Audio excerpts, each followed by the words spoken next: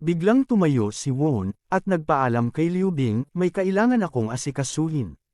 Habang naglalakad si Won, naisip niya sa sarili, si Punglon, at ang anak niya ay bahagi lamang ng plano ko.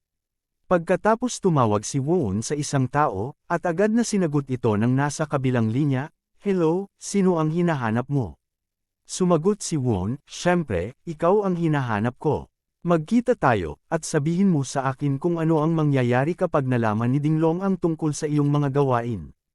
Habang naglalakad at nagsasalita si Won, sinabi niya, "Hindi ko aaminin ngayon, hahanapin ko si Litero." Tumutol agad ang nasa kabilang linya, "Huwag magmadali, kaibigan. Pag-usapan natin ito ng mahinahon." Sumagot si Won, "Sundin mo lang ang sinasabi ko. Magkikita tayo sa loob ng 3 oras. Ipapadala ko sa iyo ang address mamaya." Sa kabilang banda sa Jin Fu Group, 3:00 ng hapon, iniutos ni Madam Su, lahat ba ay nagtipon na, isara na ang pinto.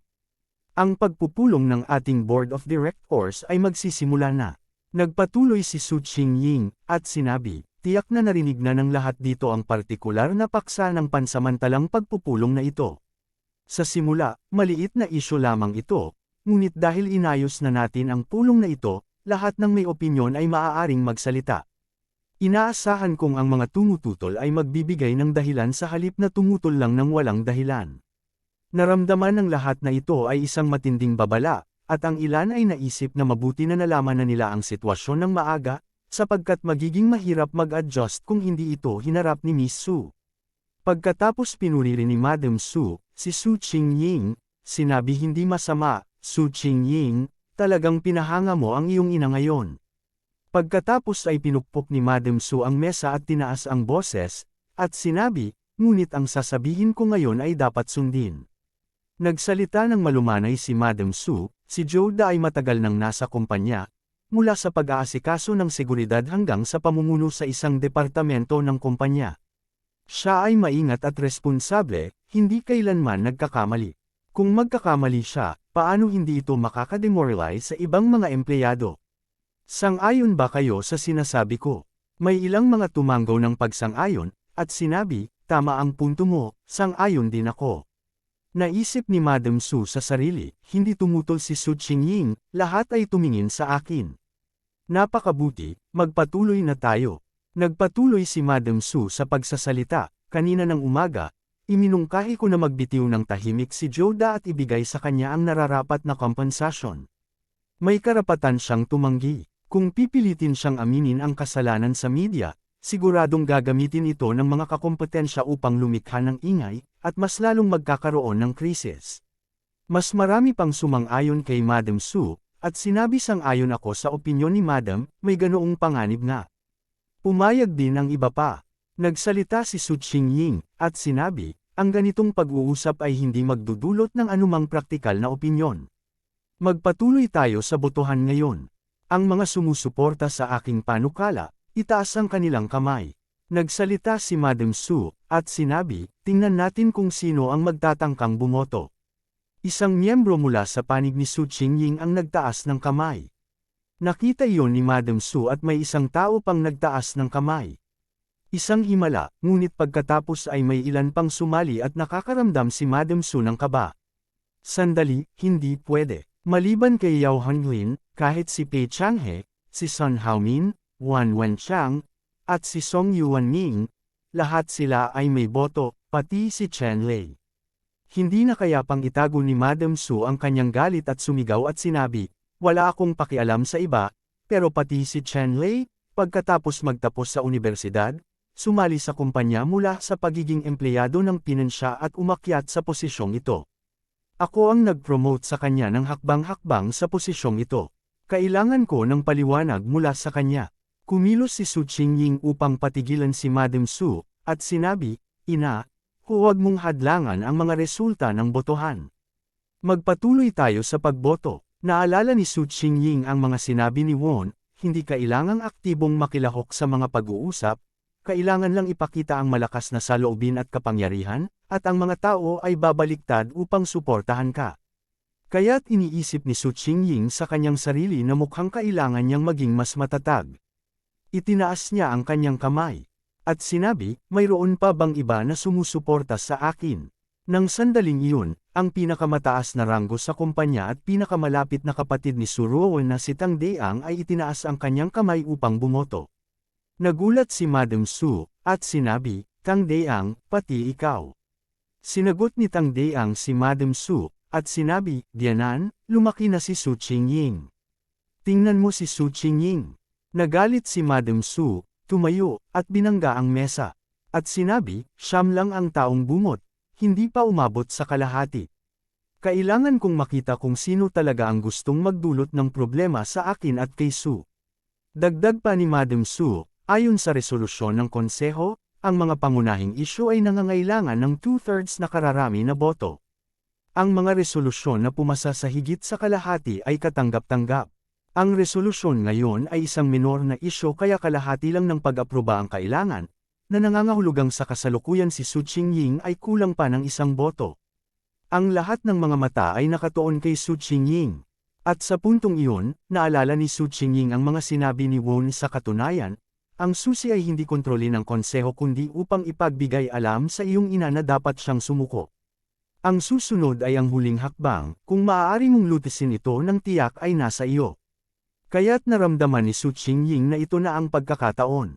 Sinabi ni Su Qingying kay Madam Su, Ina, kailangan mo itong gawin.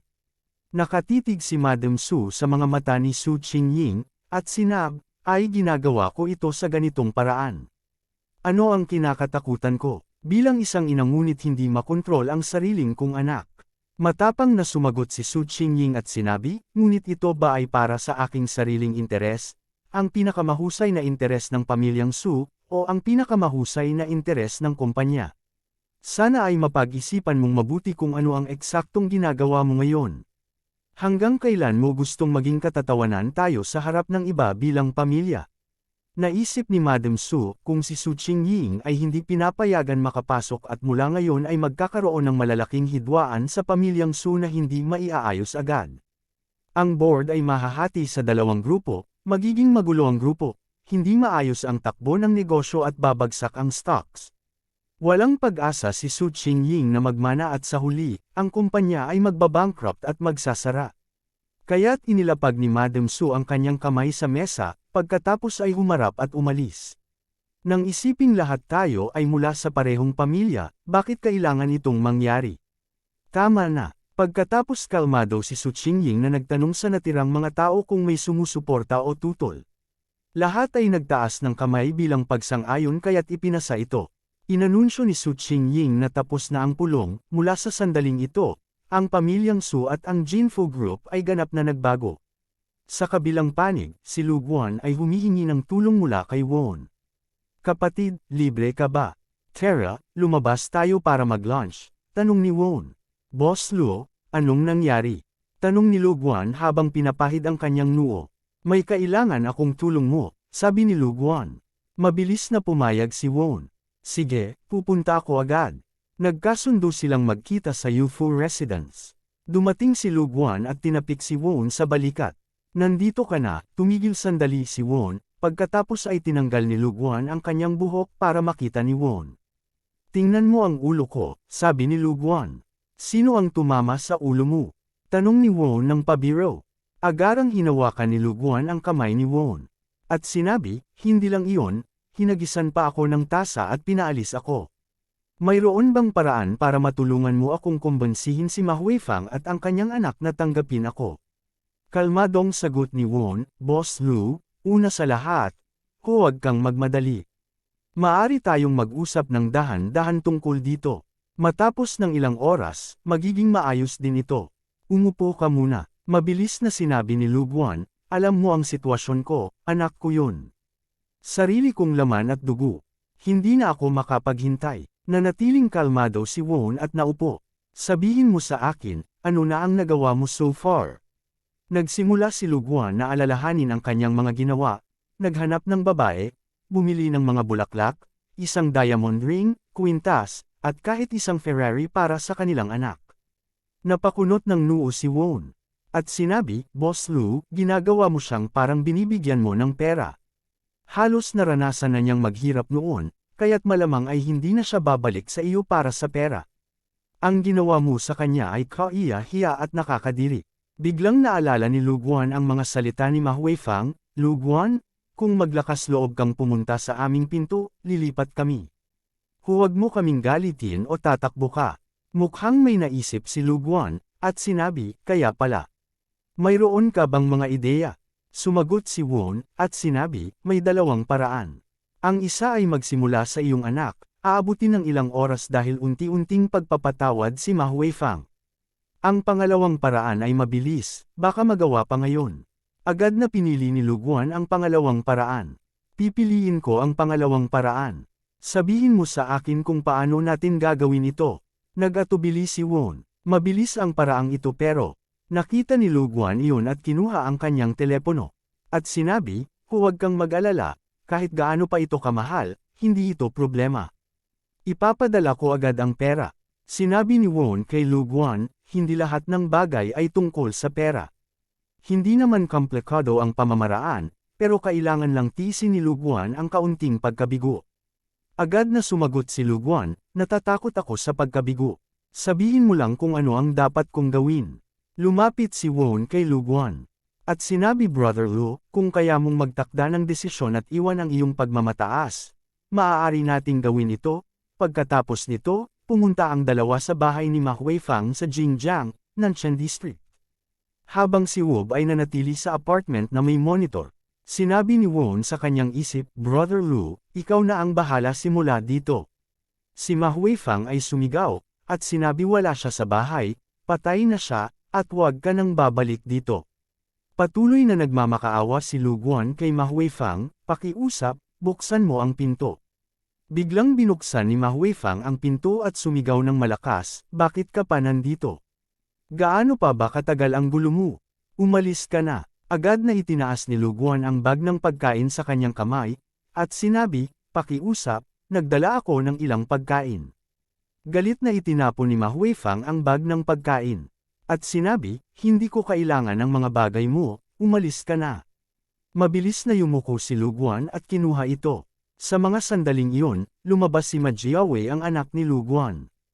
At nagsalita, bakit may pinupulot ka pa? Pwede bang umalis ka na dito? Humarap si Ma Huifang upang pagsabihan ang kanyang anak, it's none of your business, sinabi ko bang lumabas ka? Bumalik ka sa loob. Mabilis na sinabi ni Lu Guan, Ma Huifang, huwag kang magalit sa harap ng bata. Pakiusap. Kaya't nag-away ang dalawa ng kalahating oras hanggang sa lumapit ang mga gwardya ng gusali.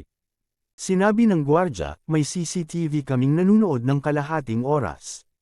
Alam mo bang nakakagambala ka sa mga kapitbahay? May nagreklamo na. Agad na umamin si Lu Guan, kasalanan ko po. Nagpatuloy ang gwardya, kung gusto mo mag-away, gawin mo sa bahay mo. Huwag mong guluhin ang iba sa harap ng pasukan. Tumanggi si Ma Huifang, at sinabi hindi ko siya kilala.